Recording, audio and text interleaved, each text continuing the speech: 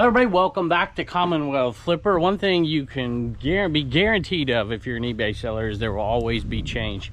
And it looks like the IRS is going to be seeing some change this year. Again, a topic we've been talking about for a long time. I think it's important for resellers. We're going to talk about this big change today and some cool sales. Let's go take a look.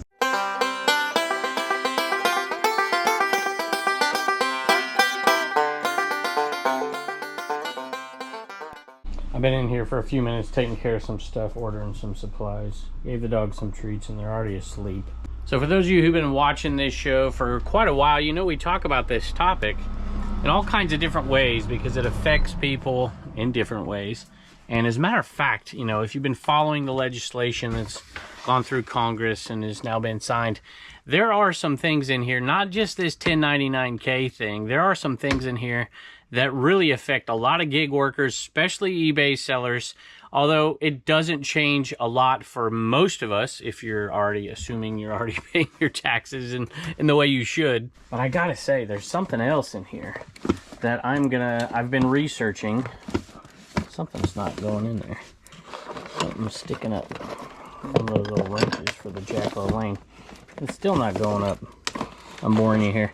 We're going to get to this topic. Let me pull one item out of here real quick. Something's not. I'll do it later.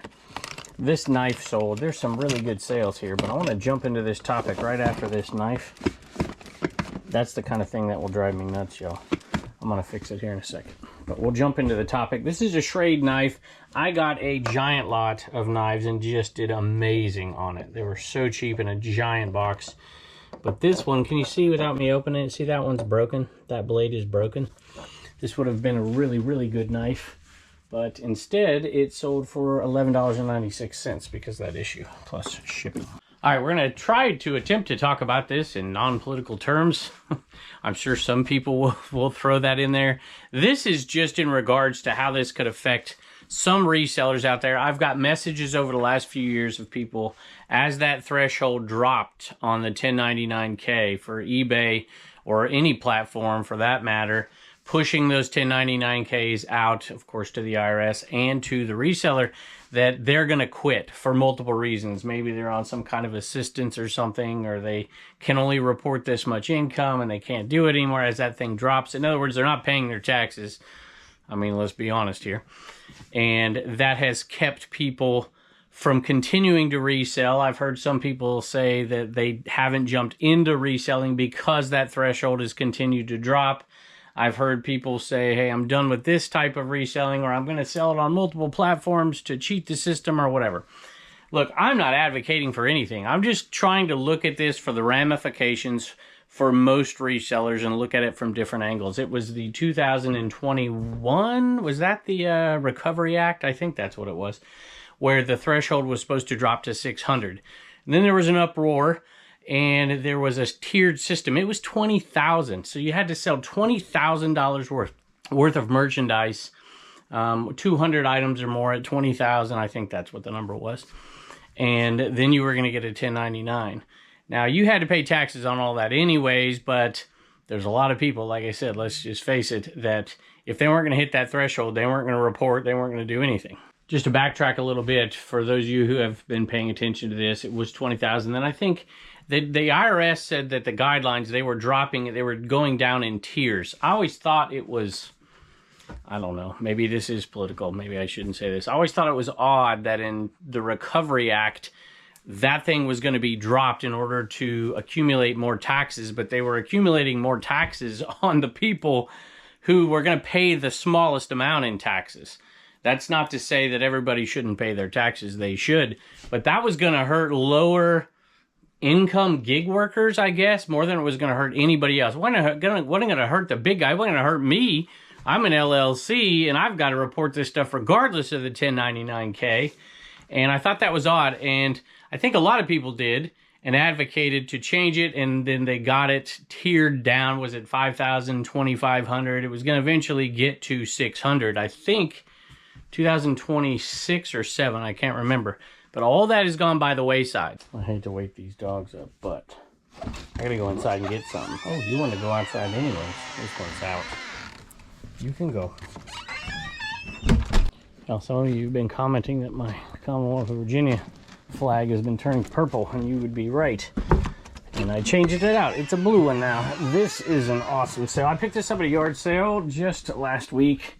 You'll see this video coming out soon on the Commonwealth Picker channel. Go check that channel out if you haven't already. I bought it for 50 bucks, brand new in the package. And it sold for $249.95. So we go from that giant one, that little tiny one over here. But that's a good sale. I'm really happy about it. So let me read you the key changes here. Well, let me do this one really quick. 1099 NEC, that's for the non-employee compensation, which does apply to me because Jess is a 1099 employee, if you will, because she doesn't have set hours. She does a lot of work at home. She's in and out and whatever. So that's one thing that does affect me. That's going to be raised to $2,000. Doesn't really affect me, however, because I was already doing this regardless. Anyway, here we go. The key changes to the 1099K reporting threshold from 1099K, the Form 1099K reporting threshold for payments made through third-party settlement organizations. So this doesn't just apply to eBay. It applies to all the reselling platforms. It applies to all the gig working platforms, all the side hustle platforms, if you will. And in reality, much, much more than that, but I don't want to get into all that. But this change will revert back to the $20,000 over at least 2,000 transactions starting in 2006. So it goes back to 2020 before the Recovery Act of 2021, which, look, we can make arguments for and against this all day long. It's not going to really affect things, but I am going to say this. The IRS really, you've got to think about where the money's coming from, right? If you're going down to that $600 level and you're enforcing it, there is going to be more cost in enforcing it than you're actually collecting. That's just simple math. If you have to hire agents to do that kind of work at that kind of low level, it's not going to result in more receipts to the federal government.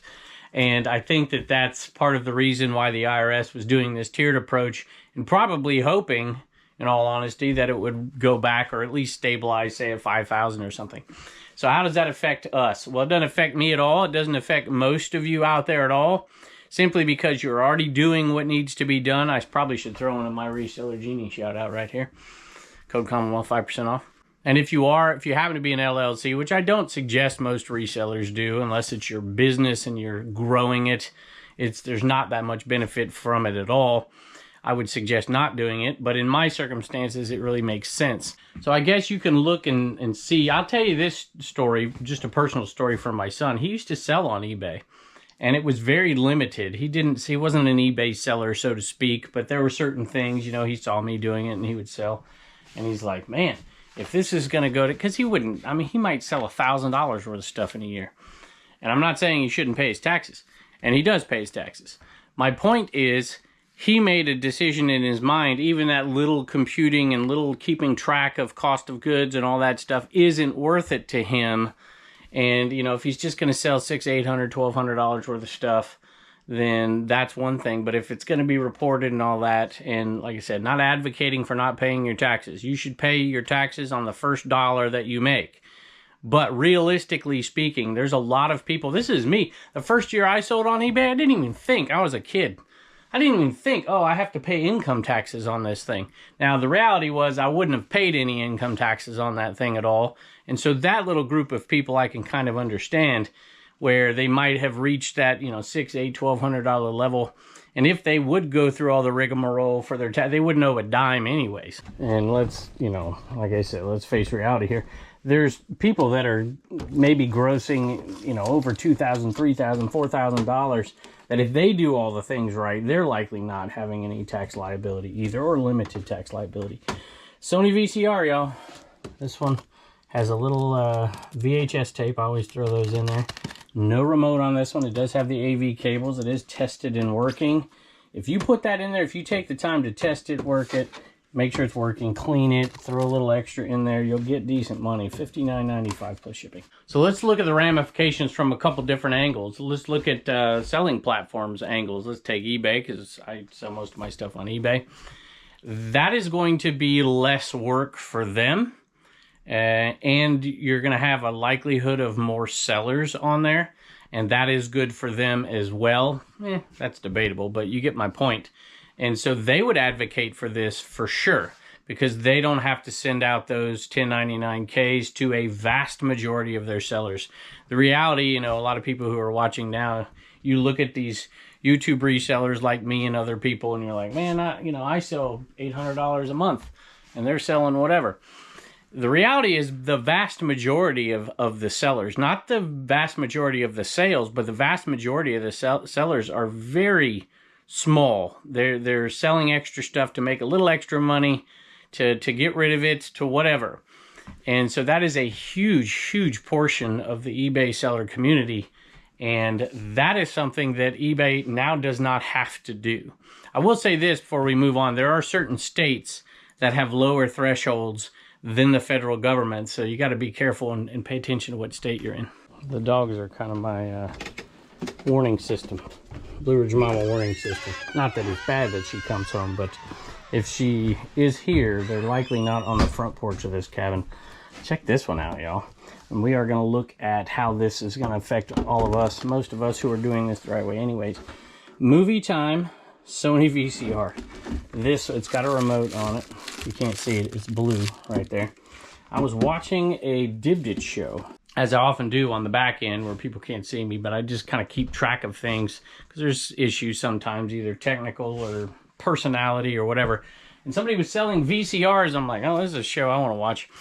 And I saw this one come up, and I'm like, uh-oh. So I had to get out of the back end and go to the front end so I could bid on this thing. And I cannot remember exactly what I paid for it. I was thinking VCR on a live show, I'm going to get this thing for 20, 30 bucks. I didn't. It was over 50. I can't remember what. But I just had to have it. It was in great shape. Had a remote. It was not advertised as tested and working, but when I got it, I tested it. It's working. It's clean. It's got the remote. I'm like, sweet. Listed it for $140, and it sold quickly. Plus shipping, of course. And, I'm not going to count my chickens before they're hatched. Is that how it is? Why do I not know that? Any rate, because you got to send that out there and make sure there's no return. It is tested clean. I think we're good to go. Let me summarize this, and then I'll look at how I think the effects are going to come down on the folks that are doing it right. So, in summary, the Big Beautiful Bill, that is what it's called officially, I believe, includes provisions that will raise the reporting thresholds from various 1099 forms in the coming years, offering potential, I think this is interesting, the last part of this here, offering potential relief for small businesses and individuals engaged in the gig economy. That's both the 1099K, the 1099, what I call it, the NEC or whatever.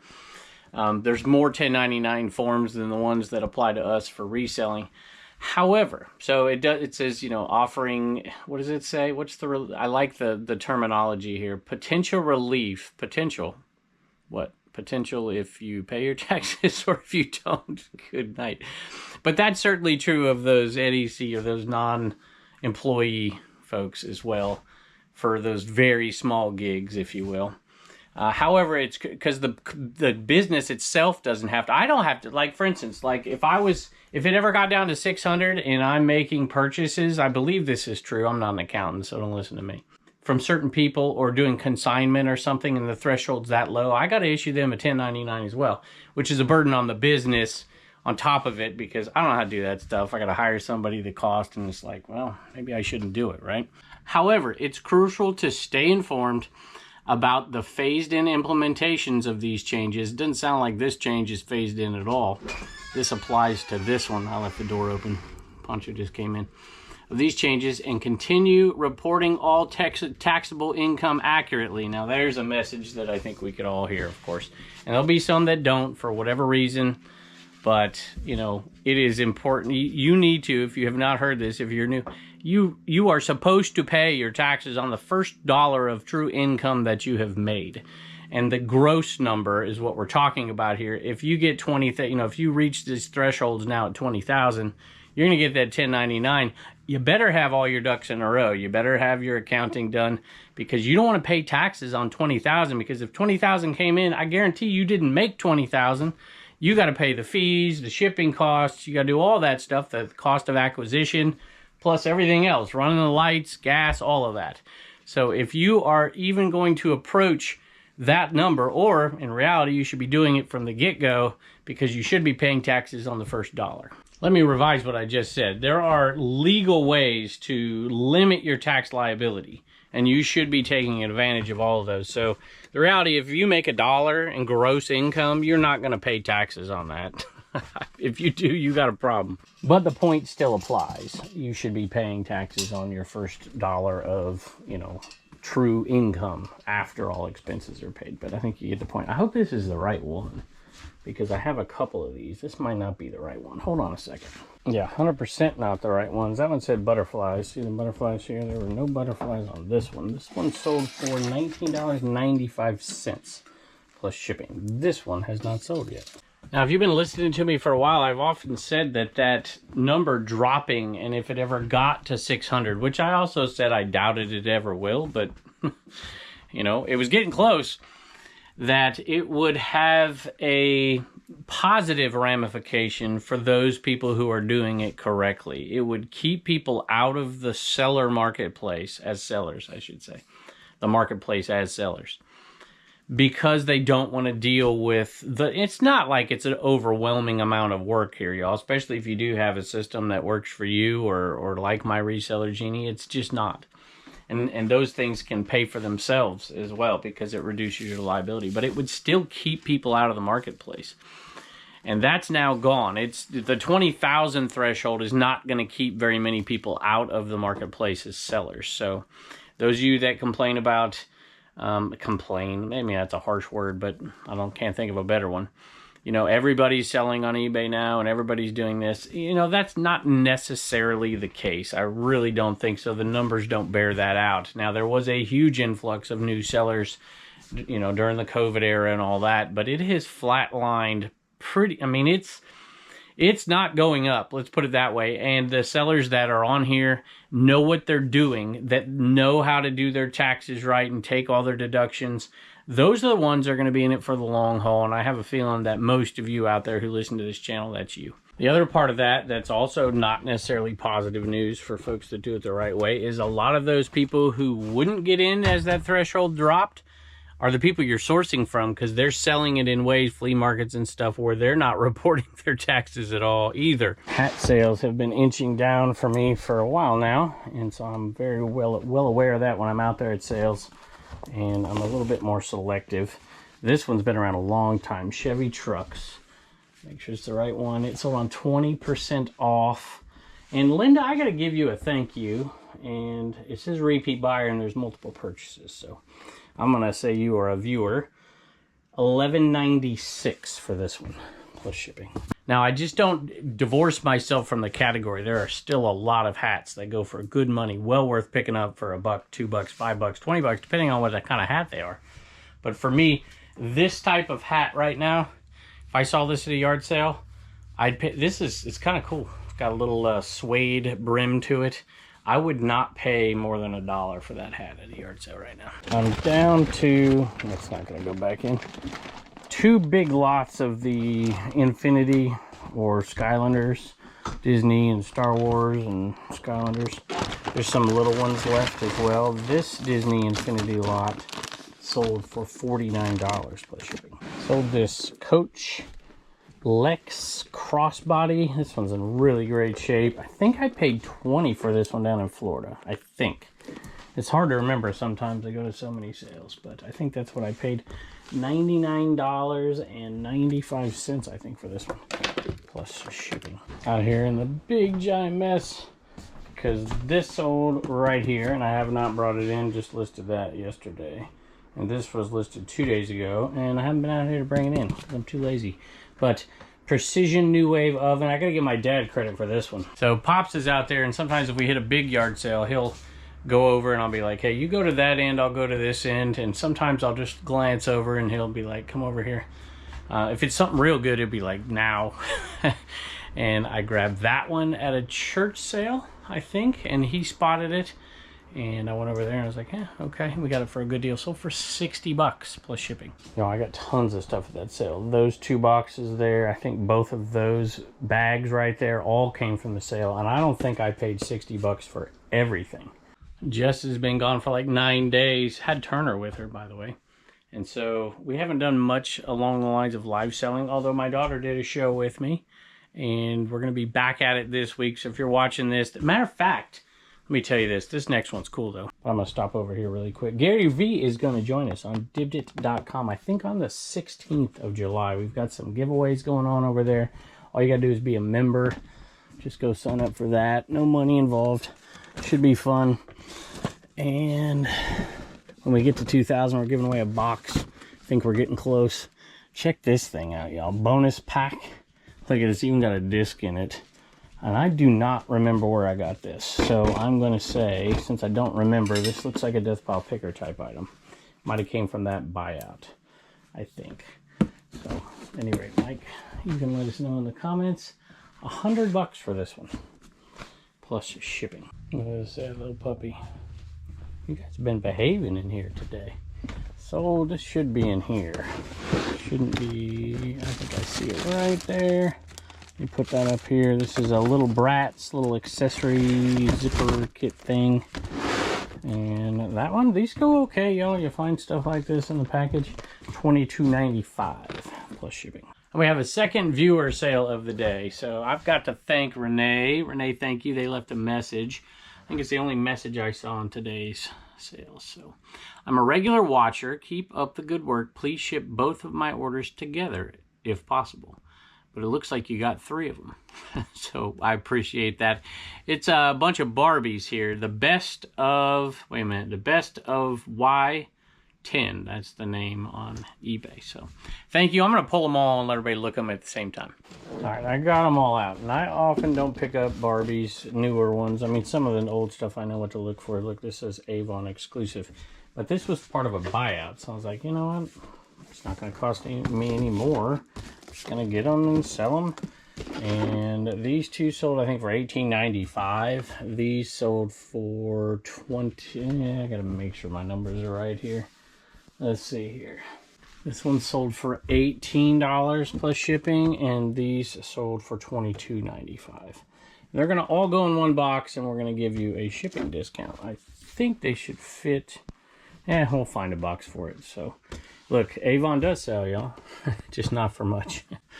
Plus shipping. So, whatever the total is, plus shipping, and then we'll subtract the excess shipping and send it back to you. All right, y'all. Turner is back, fresh off of his little vacation with Jess and playing wiffle ball. Did you beat Jacob? Yeah. No, I didn't. No, not this time. All right, come check this out. Larry sent us this. Larry is amazing. You've been so nice to us. You can start digging, bud. All right. And he's the one who sent me this thing right here as well. Larry, thank you. I'm not going to read your whole message, but I'm going to read through it, of course. This is amazing, some of these stuff. The Southern California here. All the Angel stuff. That's the media guide for the 2003 season after they won the World Series. It's got some, just tons of Angel stuff in here. Turner's going to have a blast with this. I'm going to have a blast with this. Rod Carew, I met that year, Jim Abbott and him that year. I met both of them in Arizona and talked to both of them for quite a while, especially Jim Abbott. Super nice guy. Tim Salmon. This is incredible. That's Tim Salmon. Yep. He does the announcing for the Angels or the post game or something. Just amazing, amazing. Look at this Mountain Dew. Gotta love it. I cannot thank you enough for all of this. Brings back so many, look at that Smokey Bear. Brings back so many good memories. The All-Star ballot from '89. I was 12, Turner. This is just awesome. I cannot thank you enough. There you go. So very, very kind of you. So, come thank you. Thank you, Larry. I just want to add one more thing really quick before we get back to the rest of the video, the end of the video here. I miss Turner a ton. Larry, by the way, thank you. That's incredibly generous and just makes me kind of reflect at all those folks who lost their little baby girls down there in Texas. And I mean, obviously we can't do anything about it, but what we can do is just love our kids and be incredibly grateful that we can spend it. I am, especially the fact that we can spend time with our kids every single day because they're right here with us and we work at home. So you guys make that possible. So thank you. By the way, since we are talking about taxes, that is the beauty of having a system that's automated. A lot of people do it by hand, and spreadsheets and import and all that. And some people know how to do that stuff. I don't. I hate it. But I want to make sure I'm doing the right thing because I don't want an audit to show up. And so everything's automated for me. That's why I suggest people, once you know you're going to ramp it up, to do something, either do it yourself in a way that you're comfortable with, that doesn't take up a bunch of time, or figure out a system. Or if you're big time, you know, get a bookkeeper or something. And there's that sweet spot for my Reseller Genie as well. There's always a link below if you want to give it a look. And you can use code Commonwealth, but I don't want to push that all too much. I haven't been doing too much of that lately, but I got to do it every once in a while. Anyway, I hope you guys are doing great out there. Let me know what you think of all this in the comments. Let's try not to do, you know, make it too terribly political and just kind of look at the relevance to us. That's what I try to do on here anyways. Thank y'all for stopping by as always and hanging out with me and Poncho and Wallen as they sleep. We appreciate you, and I can't wait to see you next time.